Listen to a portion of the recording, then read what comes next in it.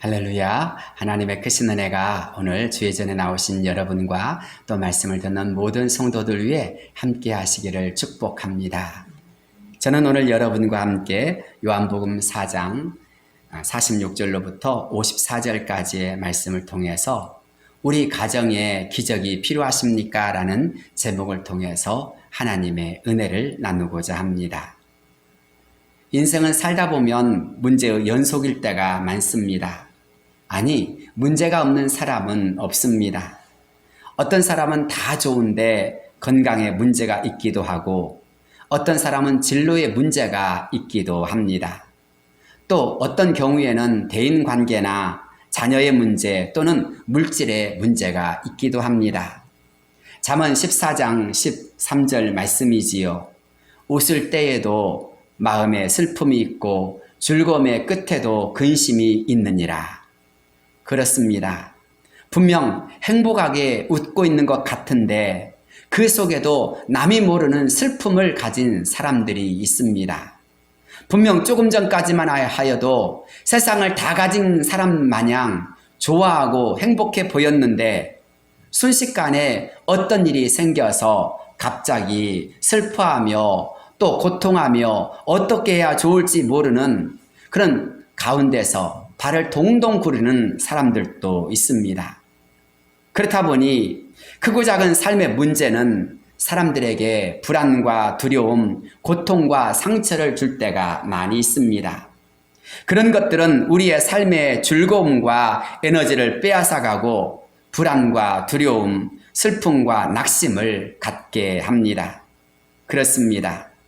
그런 가운데서 우리 모두는 살아가는 것입니다.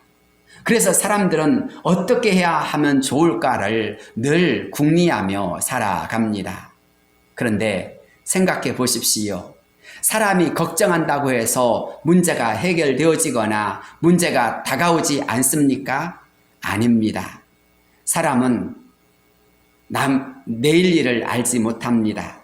한계가 분명합니다. 그래서 사람은 늘 불안과 두려움 속에 살아가는 것입니다. 그런데 하나님은 때때로 우리들의 삶의 문제들을 통해서 더 좋은 하나님의 능력과 하나님의 뜻이 무엇인지를 보여주시고 깨닫게 하실 때가 있습니다.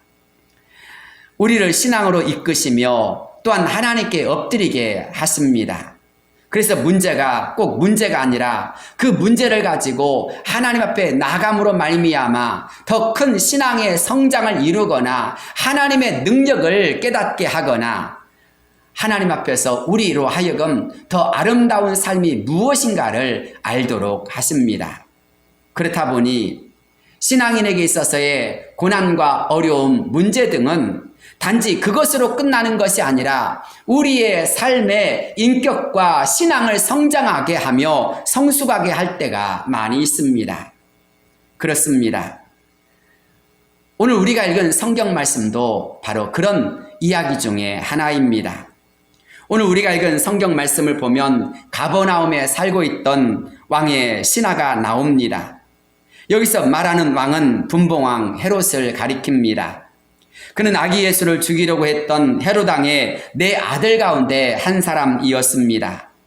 그는 주로 갈릴리 지역을 다스리고 있었습니다. 그런데 그 왕의 신하였던 사람이 왜 가버나움에서부터 가낫까지 달려왔을까요? 가버나움에서부터 가낫까지의 거리는 약 34km 정도 떨어져 있습니다.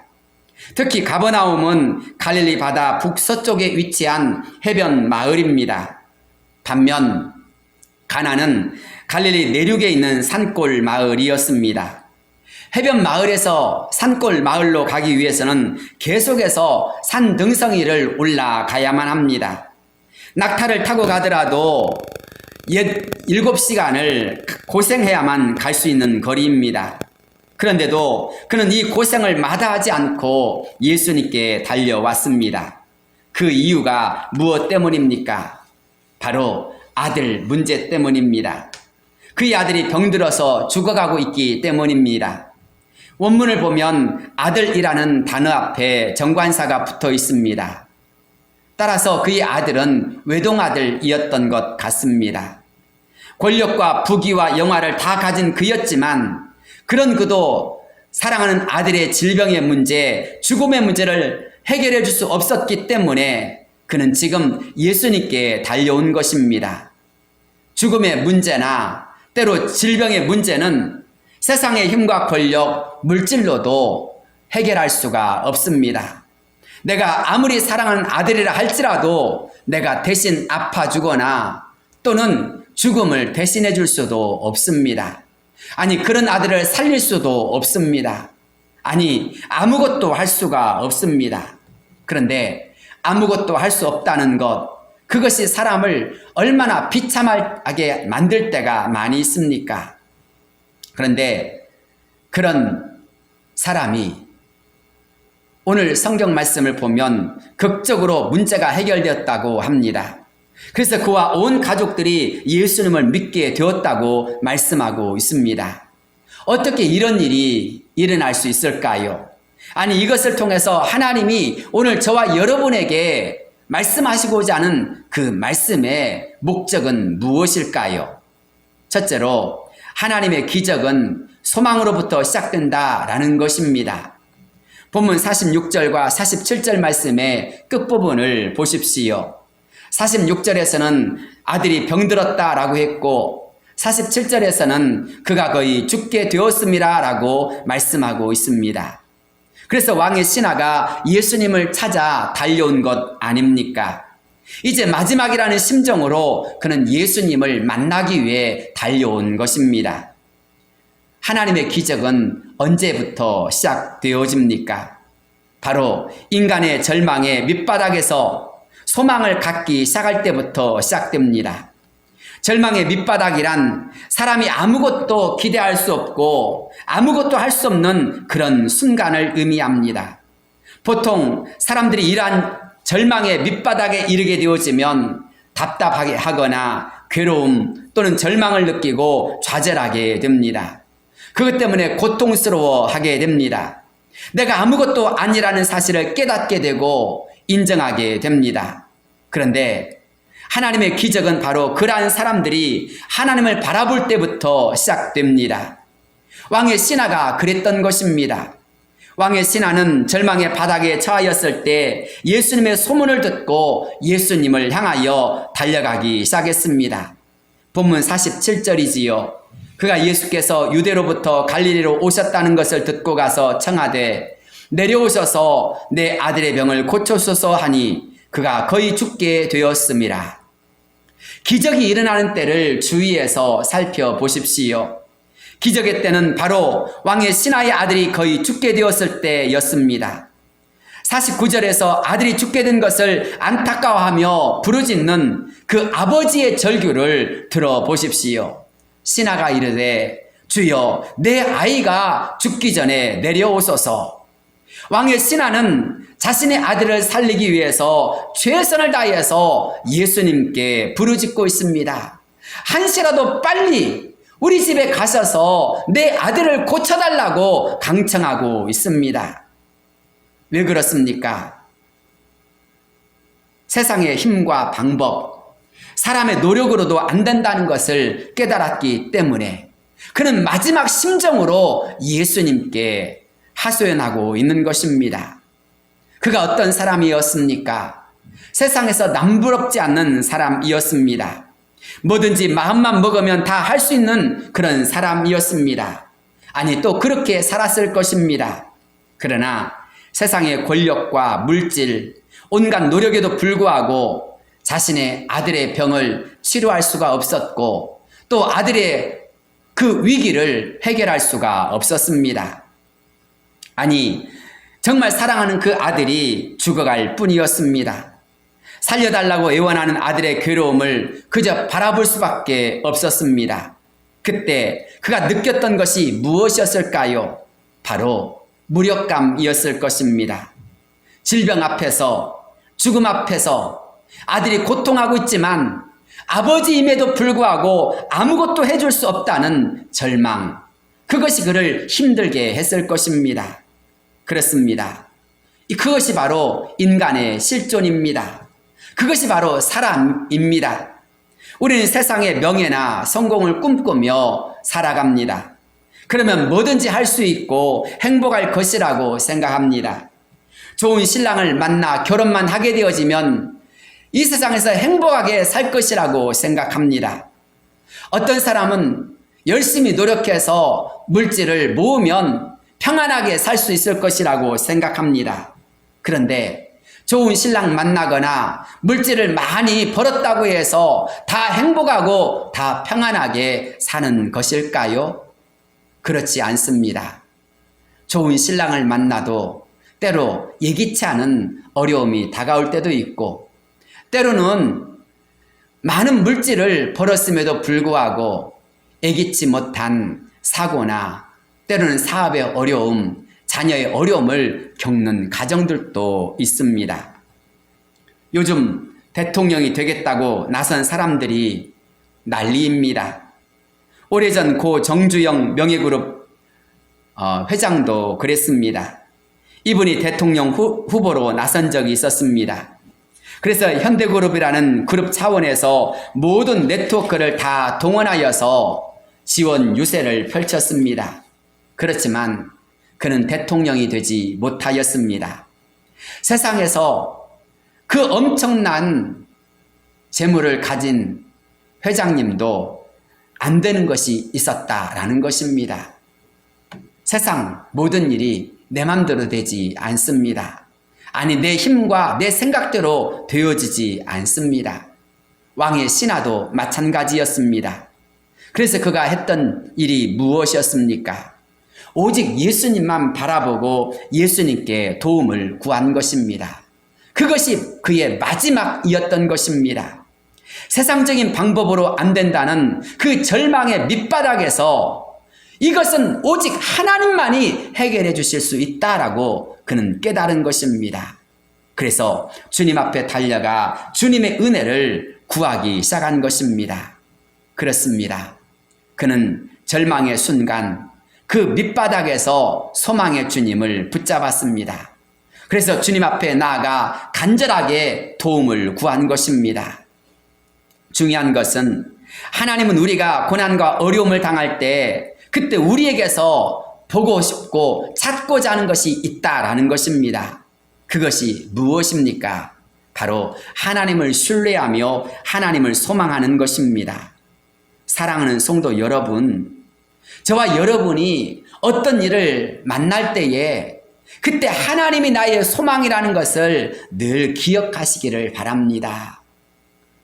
우리가 잘 아는 시편 42편 5절 말씀이지요. 내 영혼아, 내가 어찌하여 낙심하며 어찌하여 내 속에서 불안해하는가? 너는 하나님께 소망을 두라. 그가 나타나 도우심으로 말미암아 내가 여전히 찬송하리로다. 그렇습니다. 우리가 이 땅을 살아갈 때에 우리는 크고 작은 일들을 만납니다. 그때마다 우리는 어떻게 해야 하지 하고 절망하며 낙심하며 두려워할 때가 많이 있습니다. 그러나 저와 여러분이 그러한 때에 우리의 능력 되시는 하나님, 우리의 소망 되신 하나님을 바라보기 시작한다면 하나님은 우리에게 다시금 평안과 찬송과 기쁨을 허락해 주실 것입니다. 그동안 우리를 짓눌렀던 수많은 어려움들이 단지 어려움이 아니라 그것을 통해서 일하실 하나님의 또 다른 기적의 통로가 되어질 것을 우리는 깨닫게 되어집니다. 아니, 그런 고난마저도 내게 은혜였음을 알게 되고 감사하는 자가 됩니다. 무엇 때문이었을까요? 바로 소망이 있기 때문인 것입니다. 사랑하는 여러분, 우리가 잘 아는 사도 바울을 생각해 보십시오.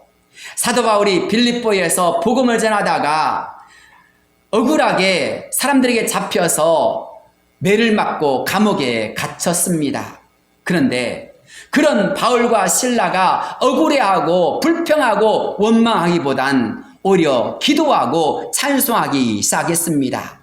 무엇이 그들로 하여금 이렇게 기도하며 찬송하며 감사하는 자가 되게 하였을까요? 하나님의 능력을, 하나님의 은혜를 바라보았기 때문입니다. 하나님을 소망하는 그들의 믿음이 하나님께 기도하고 찬송하는 것으로 나타난 것입니다. 그런데 그때 그에게 어떤 역사가 일어났습니까? 옥터가 흔들려지고 닫혔던 문이 열려지며 묶였던 모든 착고가 풀려져 버린 역사가 일어났습니다.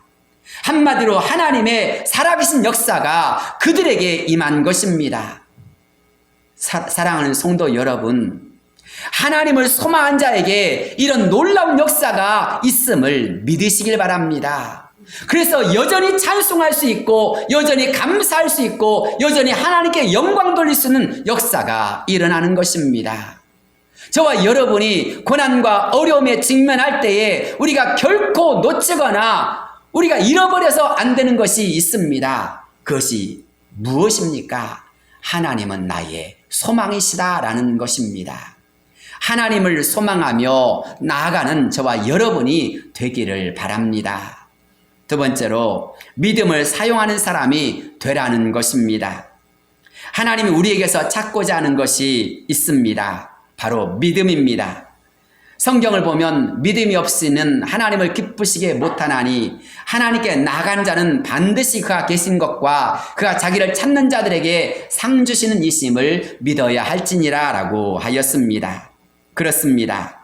하나님은 우리가 믿음으로 하나님께 나아가고 믿음으로 전진하고 믿음으로 어떤 고난과 어려움 앞에서도 당당하게 세워지기를 원하십니다. 아니, 우리가 설령 고난의 깊은 절정에 빠졌다 할지라도 거기에서도 우리가 하나님을 바라보는 믿음으로 살아가기를 원하십니다. 물론 처음부터 그런 큰 믿음 또 놀라운 믿음을 가진 사람은 많지 않습니다. 어쩌면 힘들고 어려운 순간 마지막 심정으로 주님을 바라보거나 주님 앞에 나가는 경우도 있습니다. 왕의 신하가 그랬습니다. 왕의 신하가 예수님의 마음을 움직이고 기적을 체험할 수 있게 된 것은 바로 그 믿음 때문이었습니다. 그러나 그가 처음부터 믿음이 컸습니까? 아니었습니다. 그도 역시 작은 믿음에서부터 출발하였습니다. 왕의 신하는 겨자씨만한 믿음을 가지고 믿음으로 행동하기 시작하였습니다. 그의 믿음이 언제부터 시작되었을까요? 성경을 보면 그는 예수님의 소문을 들음으로부터 시작되었음을 알게 해줍니다. 46절로부터 47절 말씀이지요. 예수께서 다시 갈릴리 가나에 이르시니 전에 물로 포도주를 만드신 곳이라. 왕의 신하가 있어 그의 아들이 가버나움에서 병들었더니 그가 예수께서 유대로부터 갈릴리로 오셨다는 것을 듣고 가서 청하되 내려오셔서 내 아들의 병을 고쳐주소서 하니 그가 거의 죽게 되었음이라. 왕의 신하가 가버나움에서부터 가나까지 찾아온 이유가 무엇 때문입니까? 예수님께서 가나 혼인잔치집에서의 일과 예루살렘에서 하셨던 이야기를 들었기 때문입니다. 그가 예수님의 소문을 들었을 때 그는 마음에 이런 생각을 하였을 것입니다. 아, 세상에 이런 놀라운 일도 일어날 수 있구나. 정말 하나님의 역사를 일으키신 분도 있구나. 그렇습니다. 그는 예수님에 관한 소식을 들었을 때 그 소문을 듣고 정말 예수님을 향한 소원을 갖기 시작한 것입니다. 우리는 우리의 믿음이 어디에서부터 오는가를 잘 깨달아야 합니다. 믿음은 언제 또 어디에서부터 시작되어지는 것일까요? 바로 믿음은 들음에서부터 시작됩니다. 믿음을 성장시키는 원리는 바로 말씀을 들음으로부터 시작됩니다. 여러분의 믿음이 성장하기를 원하신다면 하나님의 말씀을 잘 들어야 합니다. 로마서 10장 17절 말씀이지요. 그러므로 믿음은 들음에서 나며 들음은 그리스도의 말씀으로 말미암았느니라. 그렇습니다. 저와 여러분이 진짜 믿음의 사람이 되길 원한다면, 믿음이 좋은 사람이 되길 원한다면 하나님의 말씀을 잘 들어야 하는 것입니다. 그래서 하나님의 말씀이 선포되어질 때 이것을 나를 향한 하나님의 말씀임을 깨닫고 주여 제가 그 말씀대로 살겠나이다, 그 말씀을 믿겠나이다 라고 반응하며 그 말씀에 주의하는 자가 되어야 하는 것입니다. 바라기는 오늘 이 자리에 오신 여러분, 이 말씀을 듣는 모든 성도들의 마음속에 하나님의 말씀으로 충만한 역사가 이루어지기를 축복합니다. 여러분의 마음이 하나님의 말씀으로 가득 차고 여러분의 마음이 하나님의 말씀을 믿고 의심치 아니하게 되어진다면 그 하나님의 말씀은 여러분으로 하여금 하나님의 역사와 하나님의 능력을 깨닫게 하는 기적의 통로가 될 것입니다. 그런데 우린 본문의 말씀 속에서 왕의 신하가 처음에 가졌던 믿음이 큰 믿음이 아니었음을 발견할 수 있습니다. 그는 예수님을 믿긴 믿었지만 작은 믿음이었습니다. 그래서 예수님에 대해서 큰 기대를 하지 않았습니다. 본문 49절을 보면 그는 예수님께 이렇게 부탁을 하고 있습니다. 신하가 이르되 주여 내 아이가 죽기 전에 내려오소서. 그는 47절과 49절 말씀을 통해서 두 번이나 내려오셔서라는 말을 사용하고 있습니다. 그의 말 속에서 우리는 그의 믿음의 크기를 가늠할 수가 있습니다. 사랑하는 성도 여러분, 여기서 우리가 갑자기 생각나는 사람이 있지 않습니까? 그렇습니다. 우리가 잘 아는 백부장의 믿음입니다. 그는 자신의 하인이 병들어서 죽게 되어졌을 때 예수님께 나가서 이렇게 말씀합니다. 주여 말씀만 하사 내 하인을 고쳐 주옵소서. 나도 남의 수하에 있는 자라 저더러 가라 하면 가고 오라 하면 오나이다 라고 하면서 그는 예수님께서 말씀만 하여 주옵소서 그러면 내 하인이 낫겠사옵나이다 라고 말하지 않았습니까? 그런데 이런 그의 믿음을 보신 예수님께서 어떻게 말씀하십니까? 내가 이스라엘 중에 이만한 믿음을 만나보지 못하였다라고 하셨습니다. 그렇습니다. 백부장의 믿음은 예수님을 깜짝 놀라게 하는 큰 믿음이었습니다. 아니, 이스라엘 중에 이만한 믿음의 사람을 만나보지 못할 정도로 그는 예수님께 칭찬받은 자가 되었습니다. 사랑하는 성도 여러분, 어떤 사람은 믿음이 좋은 사람이 있습니다. 어떤 사람은 예수님을 감동시키는 그런 믿음을 가진 사람도 있습니다. 그런데 모두가 다 그렇게 믿음 좋은 사람들일까요? 아닙니다. 어떤 사람은 믿음이 흔들리기도 하고 어떤 사람은 믿음이 작은 사람도 있게 마련입니다. 그러나 중요한 것은 무엇입니까? 작은 믿음이라 할지라도 믿음이 있어야 한다라는 것입니다. 왜냐하면 하나님께서는 바로 그런 믿음을 통해서 역사하시기 때문입니다. 우리가 잘 아는 마태복음 17장 20절 말씀을 보면 진실로 너희에게 이르노니 만일 너희에게 믿음이 겨자씨 한 알만큼만 있어도 이 산을 명하여 여기서 저기로 옮겨지라 하면 옮겨질 것이요 또 너희가 못할 것이 없으리라 라고 하였습니다. 그렇습니다. 겨자씨만한 믿음에도 능력이 나타나고 하나님의 역사가 일어날 수 있다고 주님은 말씀하십니다. 사랑하는 성도 여러분, 여러분 안에 있는 믿음을 생명력 있는 믿음이 되게 하시기를 축복합니다. 살아있는 믿음이 하나님의 역사를 일으키기 때문입니다. 언젠가 말씀드렸던 이런 예화가 있었지요. 아스젤라 제피가 쓴 행운의 심리학이라는 책에 이런 이야기가 나옵니다. 그레이트 스모키라는 작은 마을에 한 목사님이 자그마한 교회당을 건축했습니다. 하지만 입당 열흘 전에 관공서에서 건물 규모에 비해 주차장이 너무 비좁고 협소하다, 그러니 부적합하다라는 그런 통보를 했습니다. 주차장을 2배로 확장하지 않으면 건축 허가를 내줄 수 없다는 그러한 공문서였습니다. 하지만 안타깝게도 교회에는 쓸만한 땅이 조금도 없었습니다. 옆에는 산이 있었고 또 바로 교회 마당은 협소하였기 때문에 어떻게 할 수가 없었습니다. 만약 주차장을 확보하려면 뒷마당에 있는 산을 옮겨야만 했습니다.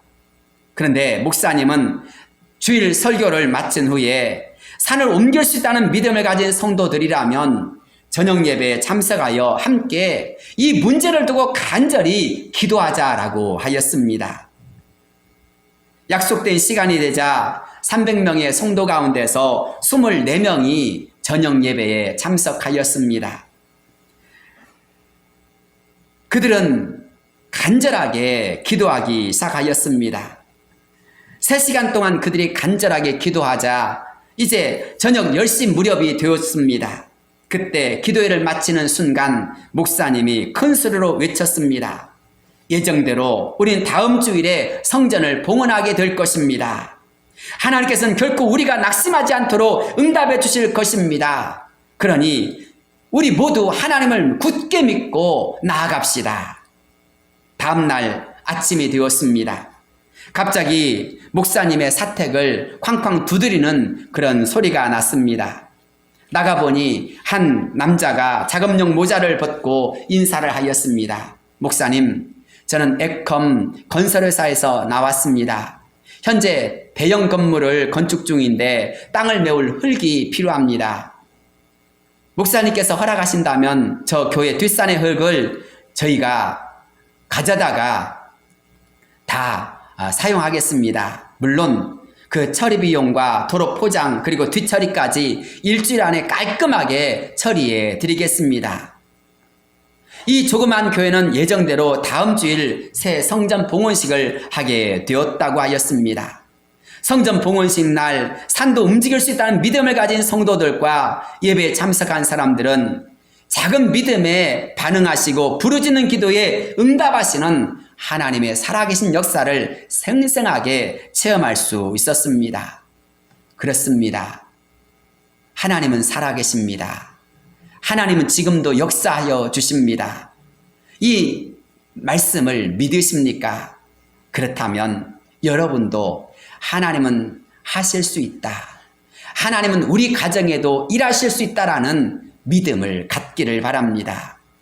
하나님은 그렇게 작은 믿음이라 할지라도 하나님을 믿고 기도하며 하나님을 믿고 전진하며 하나님을 믿고 외치는 자들을 기뻐하시고 그런 사람들에게 역사해 주십니다. 작은 믿음에서 출발해도 좋습니다. 큰 나무도 작은 나무에서 시작되기 때문입니다. 작은 씨앗에서 시작되기 때문입니다. 아무리 큰 빌딩이라 할지라도 작은 벽돌 하나하나가 모여서 이루어진 것입니다. 아무리 큰 교회라 할지라도 한 사람의 작은 헌신에서부터 시작되는 것 아닙니까? 고요히 유유히 흘러가는 한강물도 마찬가지입니다. 태백산의 한 방울에 한 방울의 물들이 모여서 흐르는 것입니다. 여러분도 마찬가지입니다. 그거 놀라운 일, 엄청난 역사가 어디에서부터 시작되어집니까? 내가 믿음으로 나아가고 또 믿음으로 도전하고 또 믿음으로 하나님 앞에 부르짖을 때 그 믿음에서 하나님의 역사가 일어나는 것입니다. 그렇다면 믿음에서 믿음으로 살아간 자가 되시길 바랍니다. 믿음으로 외치고 믿음으로 행동하고 믿음으로 하나님을 의지하며 하나님께 맡기는 저와 여러분이 되시기를 바랍니다. 믿음의 역사가 반드시 이루어질 줄로 믿습니다. 세 번째는 말씀의 신앙을 가져야 합니다. 하나님이 가장 기뻐하시는 것은 무엇일까요? 바로 하나님의 말씀을 굳게 믿고 신뢰하는 것일 것입니다. 기적을 보고 난 다음 믿는 믿음이 최선의 믿음은 아닙니다. 참된 믿음이란 하나님의 말씀을 믿고 의지하고 나가는 것입니다.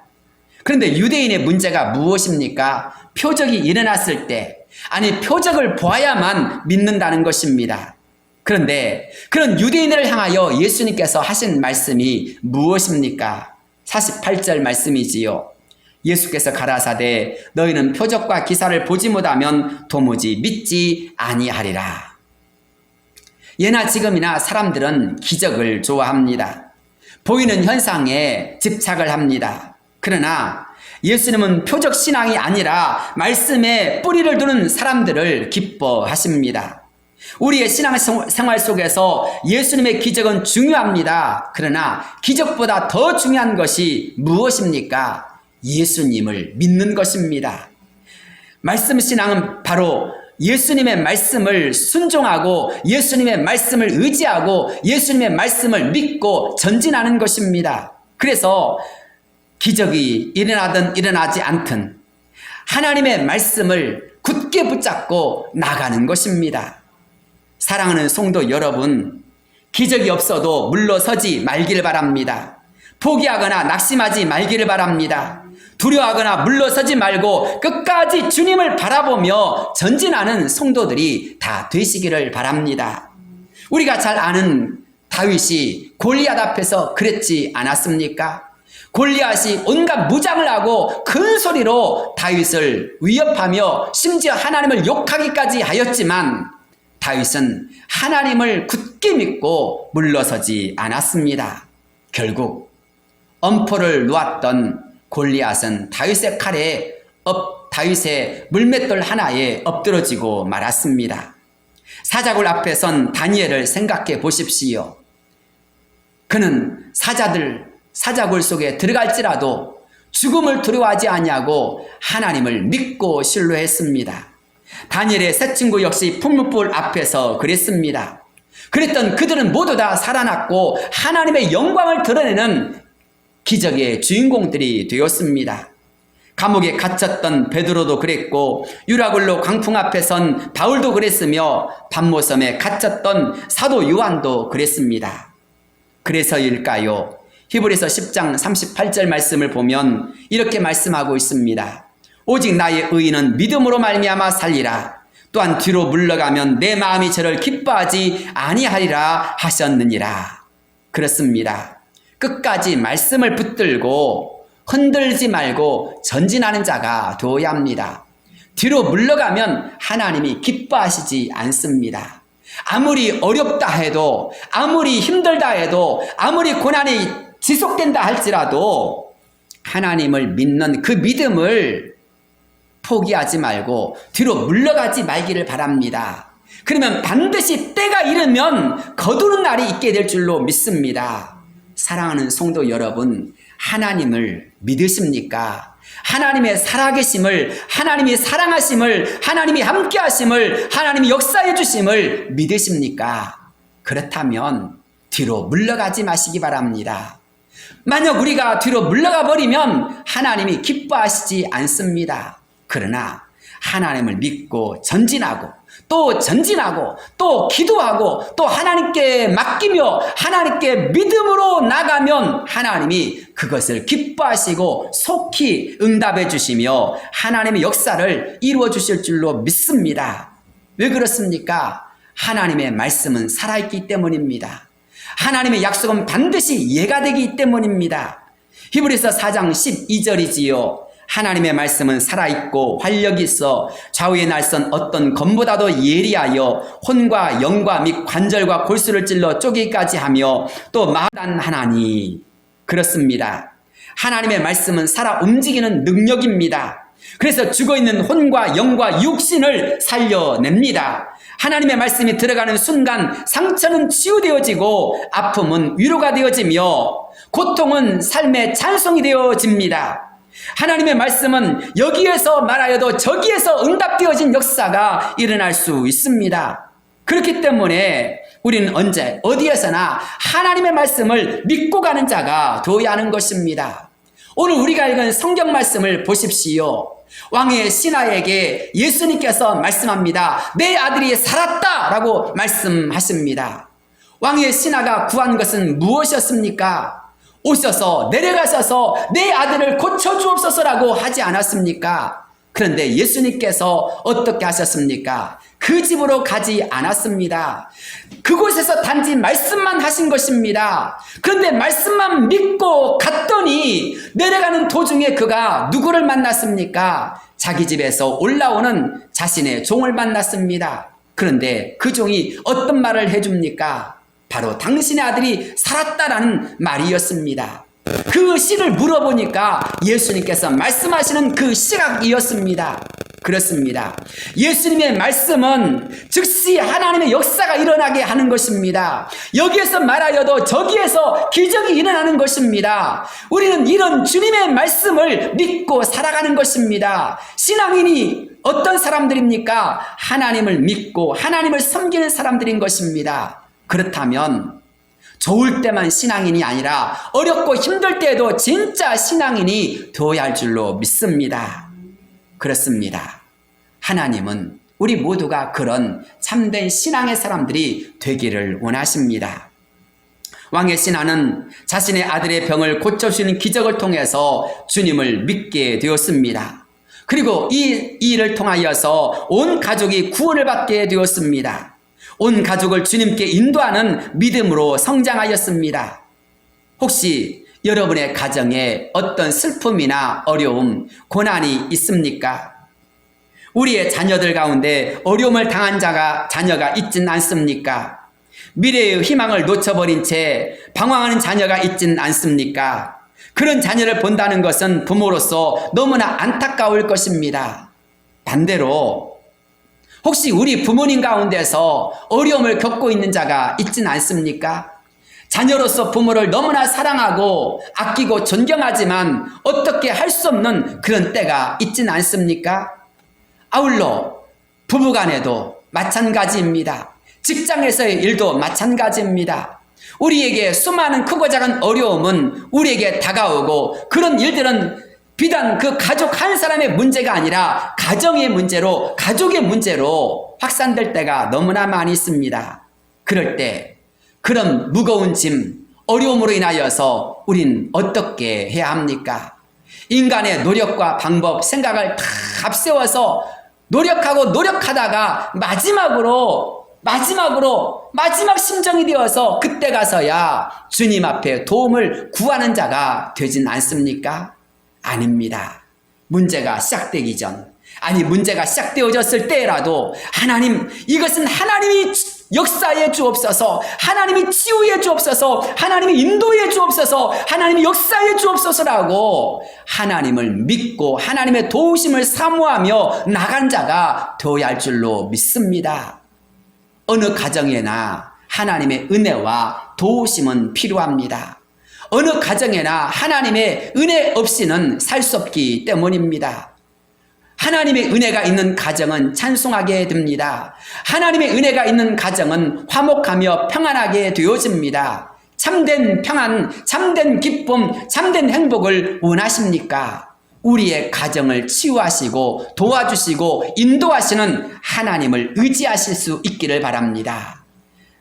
왕의 신하의 가정에 주님의 역사가 이루어진 순간 그의 문제는 사라지고 그의 가정의 질병은 사라지고 그의 아들의 문제는 사라지고 온 가정에 구원의 역사가 일어났습니다. 소망의 역사가 일어났습니다. 이제 우리 가정에도 이런 역사가 가득하기를 바랍니다. 주님이 주님 되어지는 가정, 주님의 말씀이 있는 가정이 되기를 소망하시길 바랍니다. 주님의 은혜로, 주님의 능력 가운데서 여러분의 가정에도 놀라운 평강과 찬송이 넘치게 될 줄로 믿습니다. 구원의 기쁨이 넘치게 될 줄로 믿습니다.